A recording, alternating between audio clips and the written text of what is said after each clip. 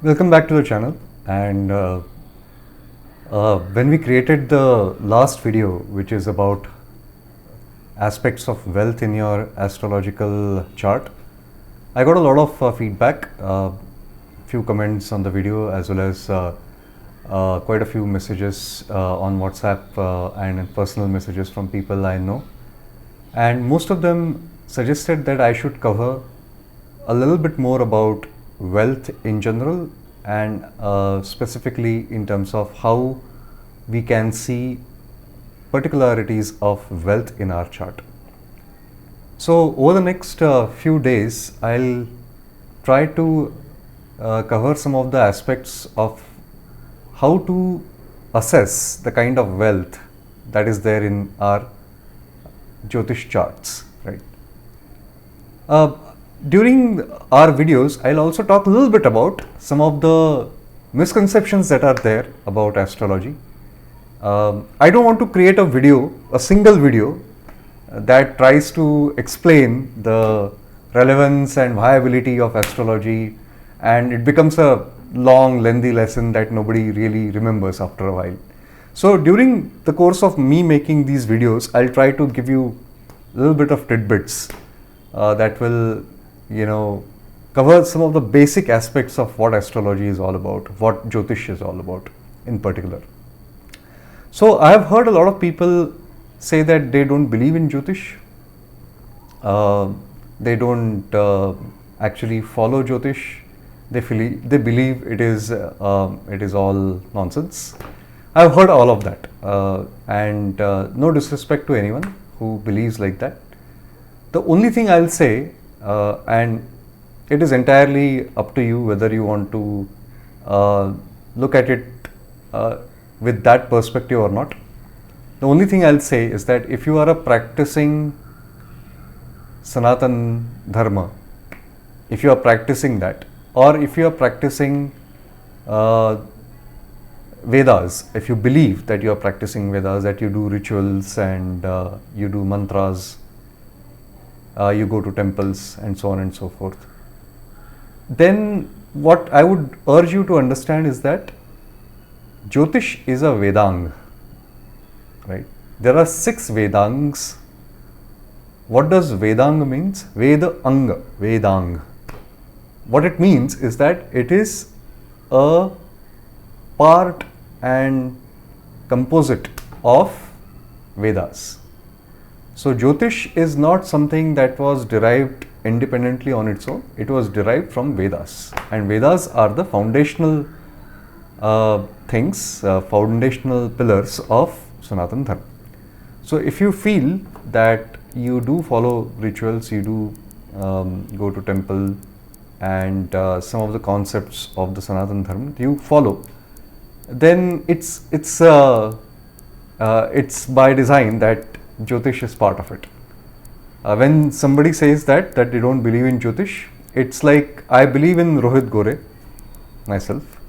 I believe in Rohit Gore, but I don't believe in his right hand, right? Because this is my part of me, right? My right hand is part of me. Similarly, Jyotish is part of Vedas. So you can't basically say that argument that I believe in the rituals and temples and the philosophy of Sanatan Dharma, but I don't believe in Jyotish. So it's that's what I wanted to say first as a simple concept. Let's talk about wealth a little bit. I don't think I want to make too long a video, but I'll try to keep it short within 20 minutes or so.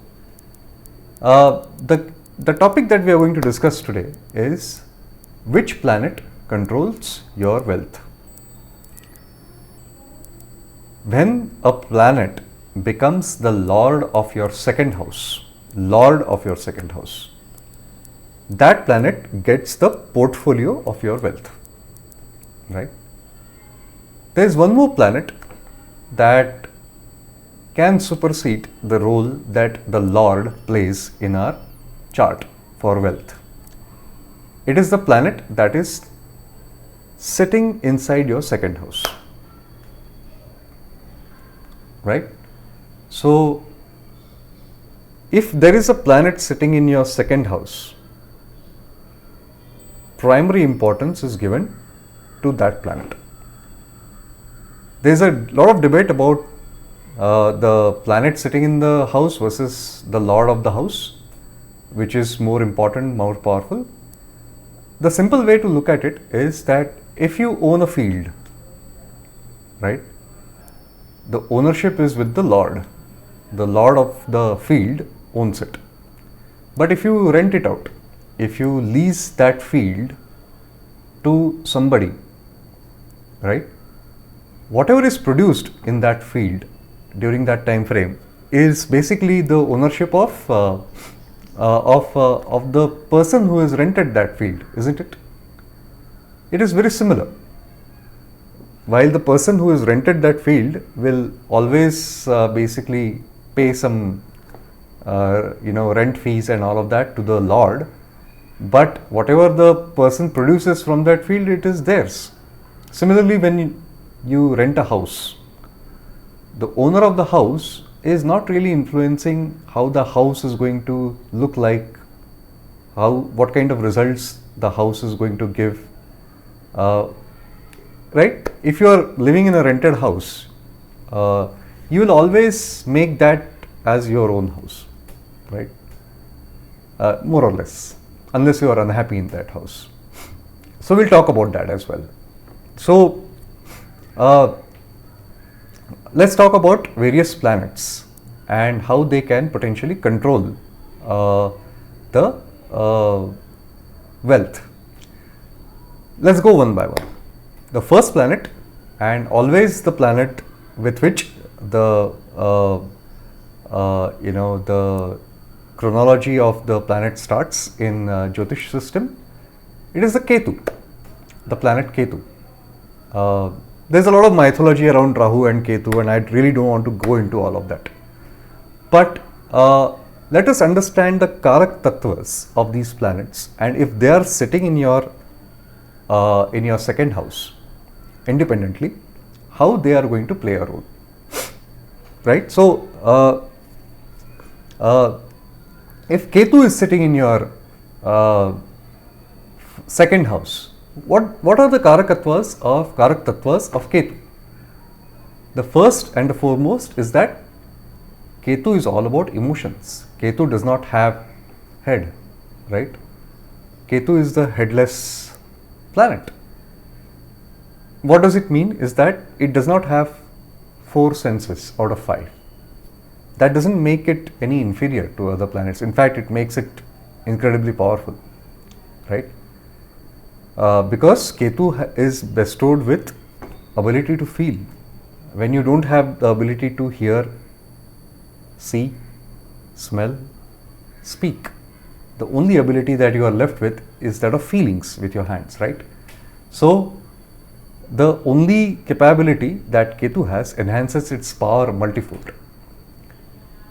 So when Ketu is there in your second house, you have to remember that the feeling plays a big role in your wealth creation. Feelings, right?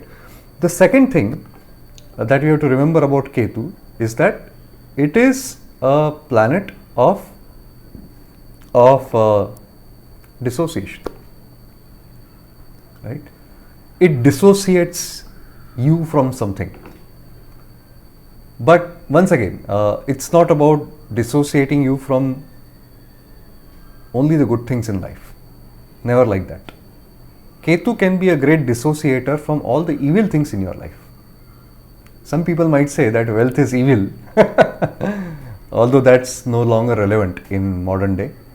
As long as you are being honest and you are making your wealth through really good means and you're not harming anyone, then I think it's a great thing to pursue. So Ketu is also a fakir by nature, right? So a planet which is fakir, which is a yogi, has got the responsibility of giving you wealth. Interesting, isn't it? So when you have Ketu in your second house, and Ketu does not rule any house in your chart because Ketu has got no ownership of any sign. So when Ketu is in your second house, it becomes the lord of that house, second house. So when you have Ketu in your second house of wealth, what I would rather you do is follow means which are about spirituality, dissociation, which are about being a yogi in your pursuit of wealth. There are so many businessmen, there are so many rich people in this world who have got second house Ketu, right? The moment an astrologer sees second house Ketu, they say, oh my God, your wealth is going to be in trouble, you're going to be dissociated from your wealth. No. If you pursue the Karak Tattvas of Ketu to make your wealth, Ketu has to give you wealth. Spiritual pursuits, professions that have feelings in them.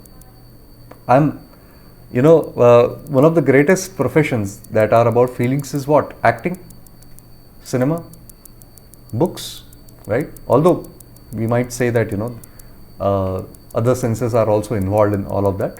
But at the core of it, the biggest thing is the feeling, right? If you don't give your audience the right kind of feeling, you're not going to be successful. So Ketu in your second house means you have to be a yogi, right? By yogi, I mean, don't behave like a fakir, don't behave like someone who is a ascetic and all of that. But if you are going to be obsessed and obsessive about wealth, then Ketu is not going to like that. You make your wealth by using an attitude that whatever wealth I make is going to be great, and I'm going to be feeling happy about that wealth. Trust me, you will make millions. Now, if let's take the second planet, the moon. Moon is all about emotions, right?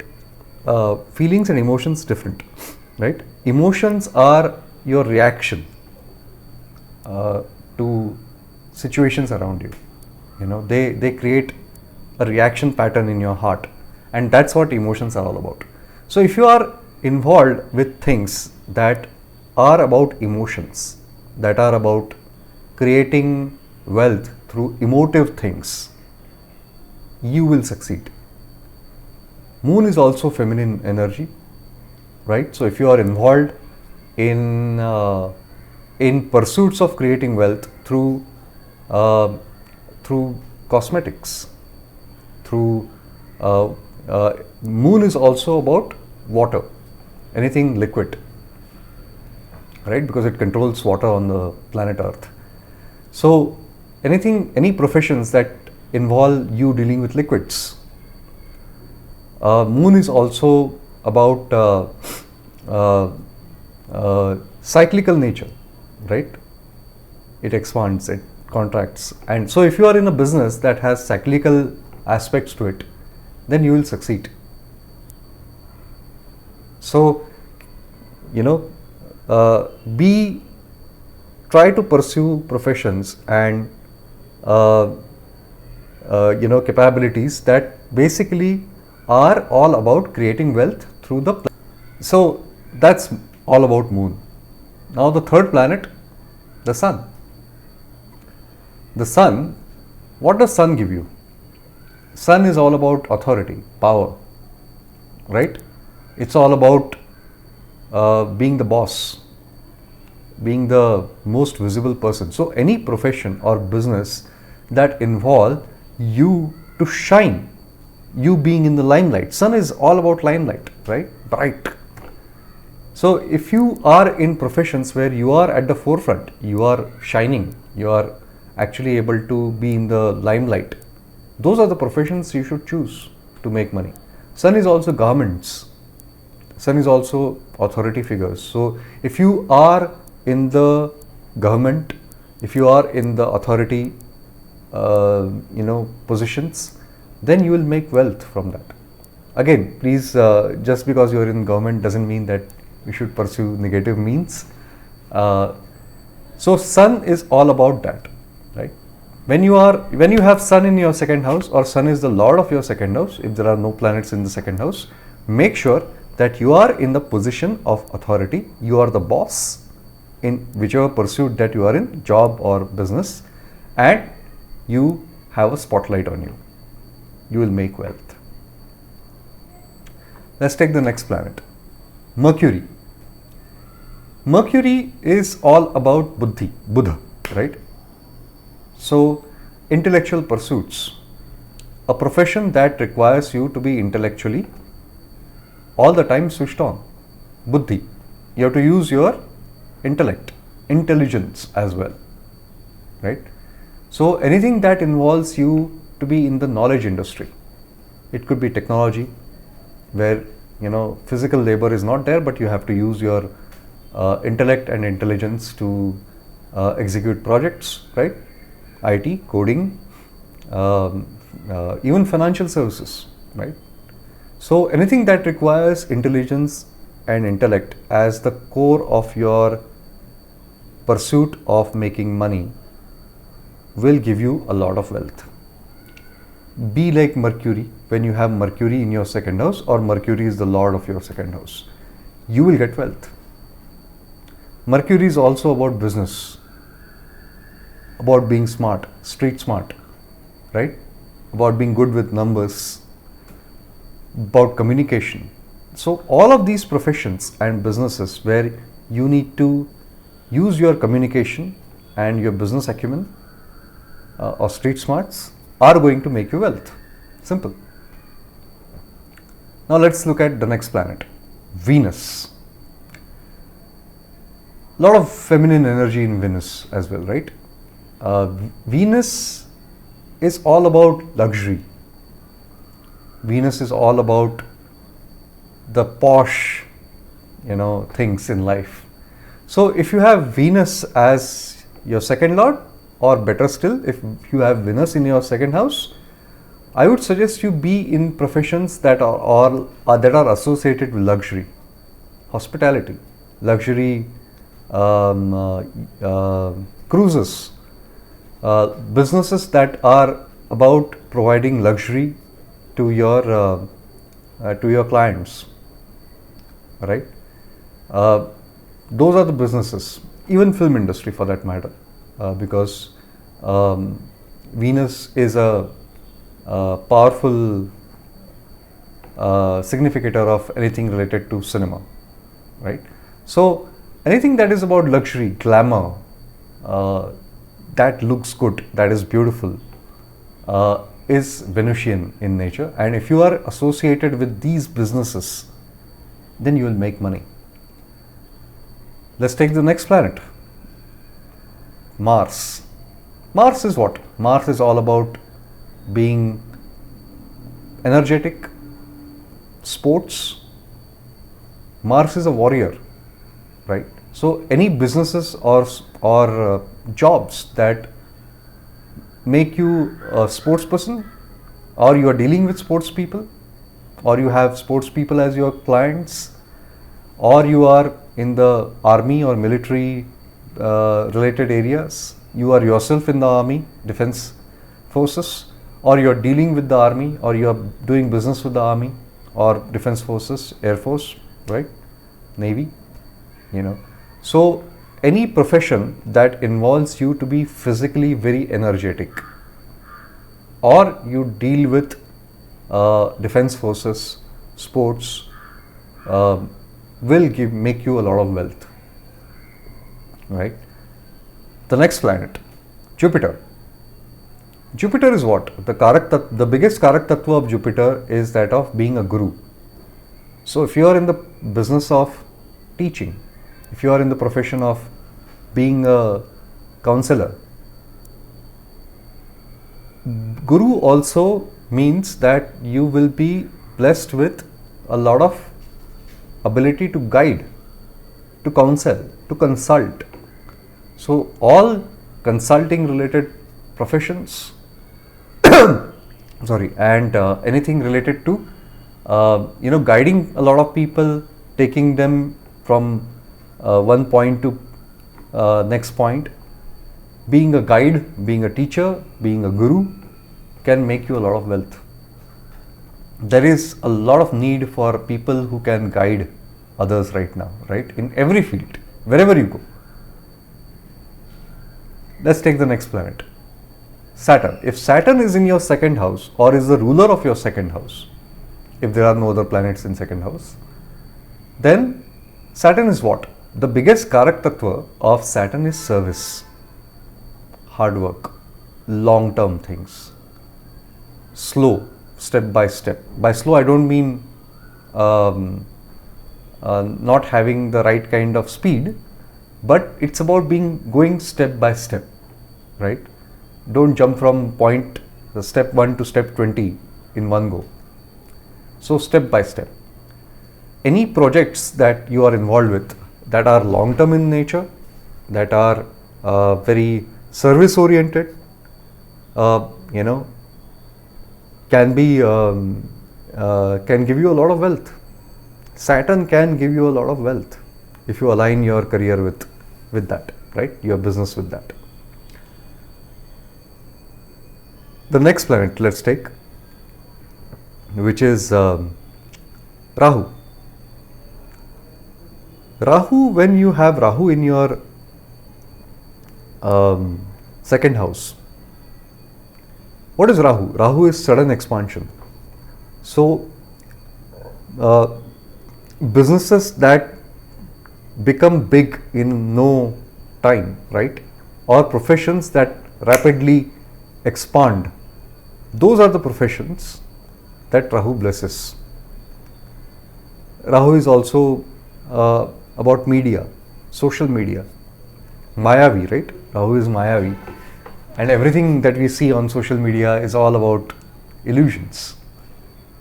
It's also educational. I'm not denying that. It gives you a lot of insights into many things. It gives you knowledge. But Rahu also has knowledge, right? If you see Rahu's drishti, it has got the 5th and the 9th drishti, very similar to Jupiter. So Rahu has knowledge, which is really about the modern day Kali Yuga, right? So if you have Rahu in your second house, you have to be in businesses and professions that can grow and expand rapidly. Anything that are fast moving, that are related to media and entertainment and all those areas, right? So those businesses can really generate a great amount of wealth for you. So we have covered all the 9 planets. Now many people will ask, but I am in the IT sector, right? Or I am in the hospitality sector. I am in government. I am in financial services. I am in logistics. How will I now really change my career suddenly and try to align to be, say, if there's Saturn in my second house and you are telling me that you need to be service oriented, but I am in the business of coding, right? Product development, for example. How will I suddenly change my job to being a services person, right? The simple answer to that is, in every profession, there are aspects, or every business, there are aspects that are about the Karak Tattvas of that planet. Let's take IT services. For example, you are working in a large multinational IT firm, right? And you have, say, Mars in your second house. You will say that, Rohit, you just said you have to be in the businesses related to army and sports, but here I am a coder. How will I? The simple way to make money is to be very energetic in your coding. Show a lot of energy in your profession, right?